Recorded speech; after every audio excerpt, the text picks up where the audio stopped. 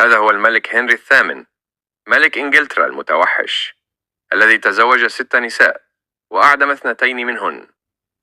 ولد هنري الثامن سنة 1491 بإنجلترا في القصر الملكي، وأصبح ملك إنجلترا سنة 1509، وهو لا يزال في 18 من عمره فقط.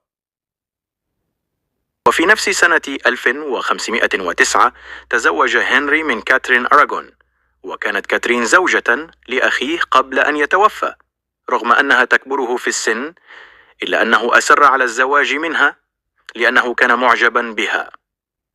وفي سنة 1533 قام هنري بالطلاق من زوجته كاترين أراغون، وتزوج من آن بولين التي أوقعته في حبها، ولكن زواجهما لم يدم طويلا، حيث بدأ هنري يسأم منها لأنها لم تنجب له ولدا يكون خليفته في الملك، وكان حزينا وغاضبا جدا منها، ويتشاجر معها ويشتمها لأتفه الأسباب. وبدأ هنري يبحث عن طريقة للتخلص منها أو الطلاق منها. وذات ليلة في حفلة ومأدبة عشاء كان يقيمها هنري، التقت آن بولين بأمير من إسبانيا، وتبادلا الكلام والضحكات لفترة طويلة. وكان هنري يراقب زوجته وشعر بالغيرة والغضب، ووجد أنها الفرصة المناسبة للتخلص من زوجته. وفي اليوم الموالي وبخ هنري زوجته ولفق لها تهمة الخيانة الزوجية مع ذلك الأمير، وبعد أسبوع فقط أمر جنوده بإعدامها سنة 1536، رغم أنها توسلت إليه أن يتراجع عن قراره، وظلت تصرخ بأنها بريئة من التهمة، إلا أن هنري أمر بإعدامها بدون رحمة.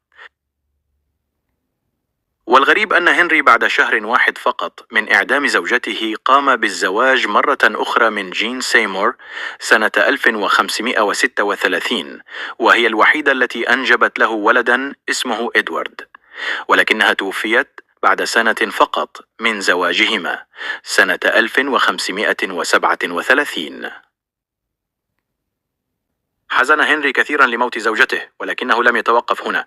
وفي أحد الأيام شاهد هنري صورة كان قد رسمها الفنان هولباين الصغير للأميرة الألمانية آن كليفز، وكانت صورة جميلة جدا، وأعجب بها هنري وأرسل لها مستشاره الخاص لخطبتها، وفعلا وافقت على الزواج منه، وتم حفل الزفاف سنة 1540.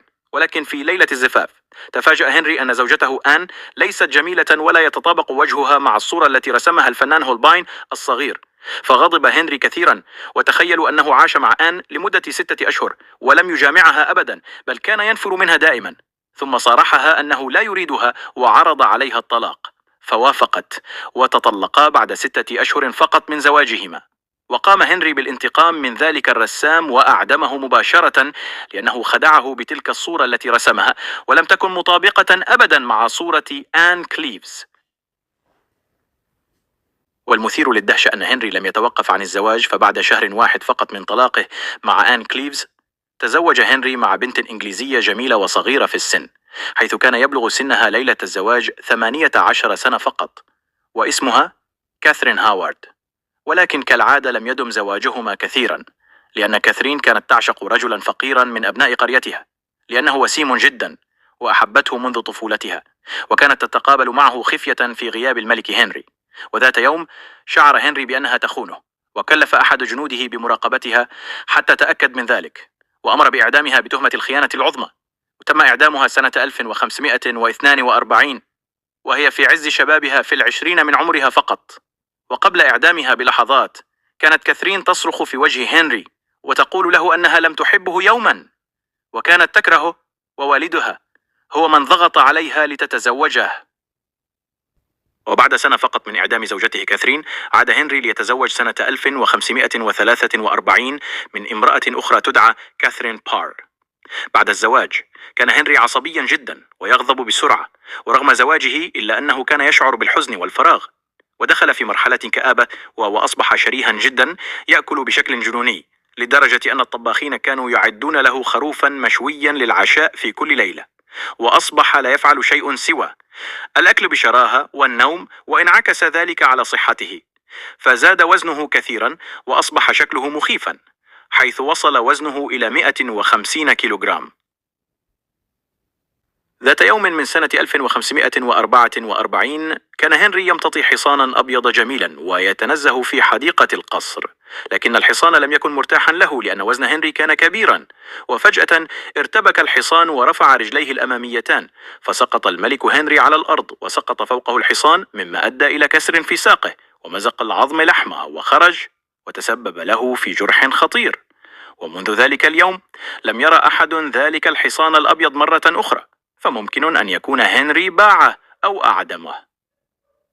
قام مستشار الملك بإحضار أفضل طبيب في إنجلترا لمعالجة الكسر الخطير الذي تعرض له هنري، ولكن مضت سنة كاملة وذلك الطبيب يحاول معالجة الملك دون جدوى، لأن الجرح كان خطيرا جدا والكسر كان معقدا، وأصيب هنري بالغرغرينا وتعفنت رجله وأصبح القيح يسيل منها والرائحة كريهة جدا، فاضطر الطبيب بمصارحة الملك وقال له: يجب أن يتم قطع رجلك، هذا هو الحل الوحيد لشفائك. فغضب هنري جدا وأحس بالإهانة، وأمر بإعدام الطبيب وأعدم مستشاره أيضا لأنه لم يحسن اختيار الطبيب المناسب، وأمر خدامه بإحضار طبيب جديد لكن دون جدوى، وبقيت رجله تتعفن وتزداد سوءا والرائحة كريهة جدا لدرجة أن زوجته لم تعد تطيقه، وازدادت حالته سوءا حيث أصيب أيضا بمرض السكري والقلب بسبب السمنة المفرطة. وفي يوم 28 من يناير سنة 1547 توفي الملك هنري، ولكن زوجته كاثرين بار أكدت في روايتها التي كانت تكتبها أن الملك هنري قبل وفاته لم يتناول شيء لمدة 3 أيام، وكان حزينا جدا ويبكي ويردد اسم زوجته آن بولين التي أعدمها لأنه أحس أنه ظلمها. وبهذا كانت هذه نهاية أكثر الملوك ظلما وطغيانا وتكبرا في إنجلترا وأوروبا.